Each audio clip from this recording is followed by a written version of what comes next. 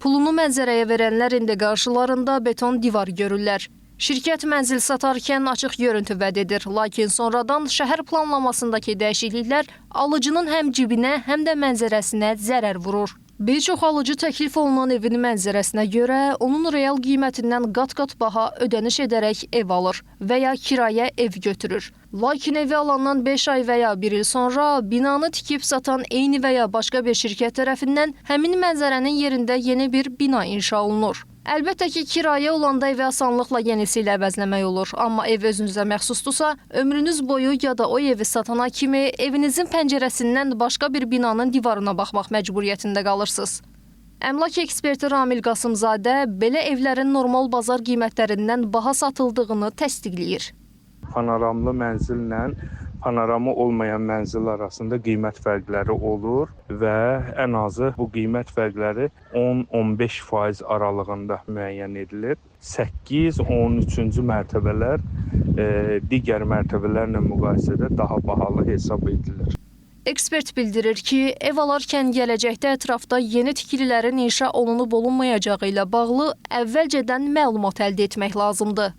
Təbii ki, bu hallarla qarşılaşmamaq üçün hər hansı bir mənzil alarkən onun qarşısında gələcəkdə binanın tikilib-tikilməyəcəyi ilə bağlı məlumatı əldə etmək lazımdır. Özləri də vətəndaş hesablaya bilər ki, əgər o hissədə 1 hektardan artıq yuxarı bir sahə varsa, demək orada gələcəkdə bina tikintisi üçün əlverişli sayıla bilər və bina tikintisi həyata keçirilə bilər.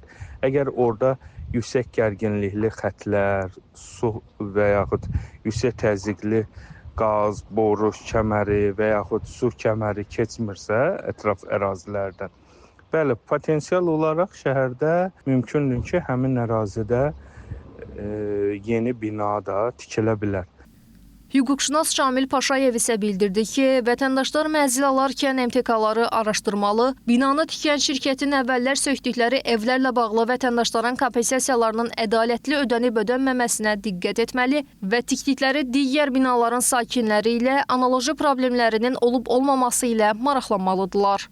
İlk növbədə müqaviləni oxumalıdırlar. Əgər müqavilə şərtlərində birmənalı olaraq həmin MTK tərəfindən, həmin tikinti şirkəti tərəfindən binanın yaxınlığında başqa bina tikilməyəcəyi, bu binanın panoramasının hansı formada olacağı qeyd olunubsa, vətəndaşı binanı satıb, ondan sonra başqa binalar tikərək panoramanı pozurlarsa, belə olan halda vətəndaşlar aidiyyət qaydada məhkəməyə müraciət edib, müvafiq qaydada təzminat ala bilərlər. Amma bu danışdıqlarımızın çoxu şifahi söhbətlərdə olur və bunun hüquqi bir əsası olmur. Müqavilədə bu məsələlər rəsmiləşdirilir, vətəndaşlar müqavilələri oxumur və belə olan halda qarşısında bina tikilir və vətəndaşın aldığı evin həm mənzərəsi, həm də dəyəri düşür.